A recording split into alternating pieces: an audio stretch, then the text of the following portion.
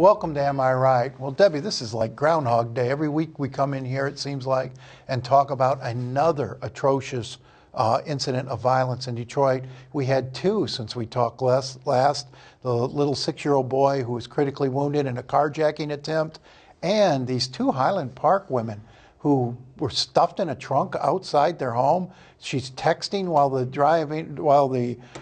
whoever kidnapped her is driving off, and now no one knows where they are, what's happened to them. It's just heartbreaking to see all this. We've got a serious violent crime problem, and we all have to together as a community say it's not okay. We've got to get the resources in. We're going to talk about, thankfully, we're going to see the federal government doing some more to help. And we well, need to thank goodness for Barb McQuaid. I thought she really stood up this week and said, okay, enough's enough. And we're going to talk more about that in a minute. But I also want to tell you that I heard President Obama give the best speech that I have heard him give since I first met him. He spoke to the UAW, and he defined the heart and the soul of what Campaign 2012 is about. And the contrast of hearing Governor Romney in Michigan bashing labor and never once saying, isn't it great the auto industry is doing well? Even Governor Snyder saying, hey, let's not look back. It's worked. Let's move forward. Well, this election, Debbie, is about the continued collusion of public employee unions and unions in general in the government. I think Governor Romney will be in good shape. But let's talk about... Collusion is your word and not what we're seeing. Let's talk about another politician closer to home. Wayne County Executive Bob Ficano used his State of the County speech to apologize to county residents. But am I right that Ficano wasn't very clear about what he's sorry for? I think Bob Ficano has some serious political problems. I've said that. I think that he's got to get them cleaned up, and in the next few weeks he really has to show people that he is taking responsibility for running his administration. In the end, he's the county executive. He's responsible. I'd like to see some things that I've talked about before. He needs to put ethics laws into place that when you're putting out a bid, it is absolutely transparent, and that they're bids. You have RFPs on every bid. When are we going to address the pension issue that he says we're going to get to? He's got the recommendations. People in Wayne County need to see some real action. And quite frankly, he's got to take it very soon. And I mean, speaking of bad reruns, I mean, we saw this with the Kwame Kilpatrick scandal.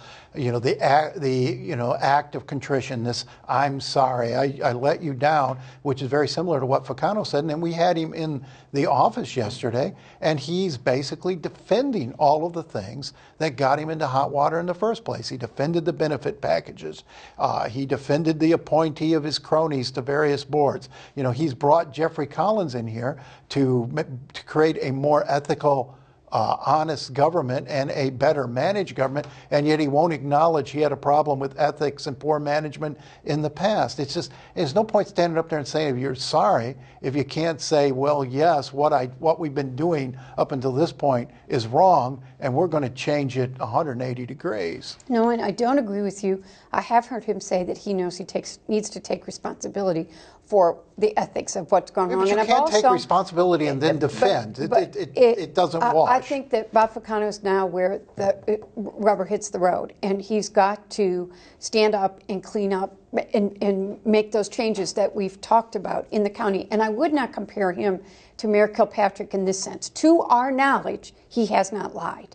To our knowledge, he has not taken the bribes that we've heard about. So I think you've got to be very careful in not accusing somebody. Well, I would compare him in the sense, Debbie, that you say you're sorry and then defend your actions. And that's what Bob... He needs to act. That's what Bob Ficano was doing yesterday. We could never get him to acknowledge that there was a cultural problem in Wayne County government. You have to be blind not to look at Wayne County government over the last 20 years, not just during his tenure, and not recognize that there's a cultural problem that doesn't support good ethical government. Never could say that. Nolan, I agree with you that the executive's got to clean up Wayne County. He's the leader, and it's got to happen now.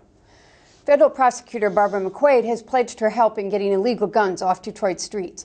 Am I right that we're at last beginning to see a comprehensive response to Detroit's wave of violence? Yeah, I think she was heroic last week in standing up and saying to the folks who are just acting as if this were a lawless society in Detroit, saying enough's enough. We're putting you on notice. She's going to target the east side of Detroit, where there's been a 75% increase in murders over the past year. That is just shocking.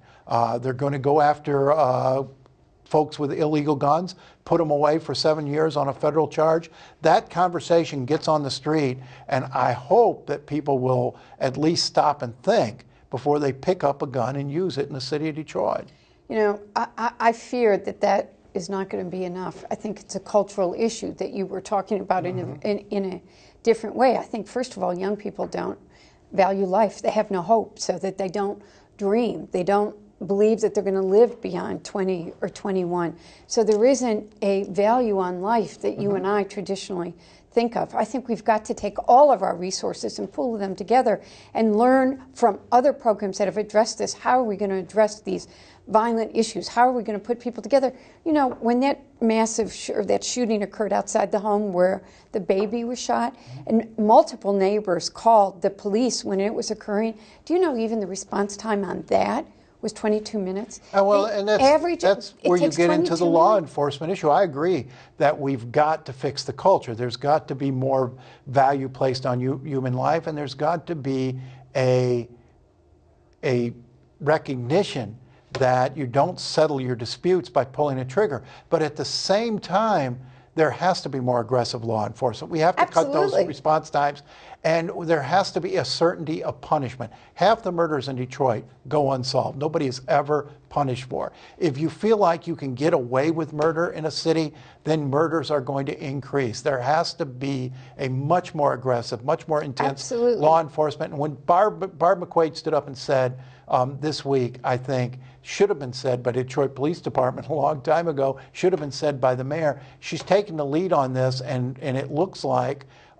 there is going to be a cooperative effort to attack this. But I want to say one final thing, and we've got to move on, and that is it's not going to just happen with the federal prosecutor and Barbara McQuaid. No, absolutely not. Every member of this community needs to be part of this. Every person's got responsibility, and we need to pull together as a community, say this is unacceptable, and every person take responsibility for fixing the problem. We wrap up the GOP primary with Tim Kiska when we return with Am I Right?